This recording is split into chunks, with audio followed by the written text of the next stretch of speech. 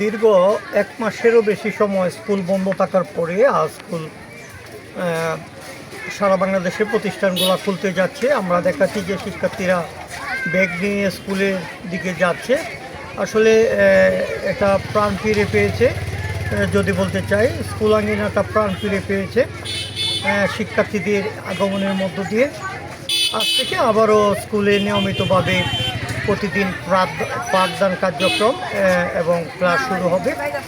আপনাদেরকে দেখাচ্ছিলাম ঈদ পরবর্তী আজকে এই প্রথম স্কুল খোলা এবং শিক্ষার্থীরা খুব আনন্দ নিয়েই আজকে দীর্ঘদিন পরে স্কুলে যাচ্ছে। অভিভাবকরা সন্তানদেরকে দিয়ে যাচ্ছেন এবং শিক্ষকরাও যথাসময় কিন্তু স্কুলে উপস্থিতি হতে যাচ্ছে, লক্ষণীয় আমরা দেখতে পাচ্ছি।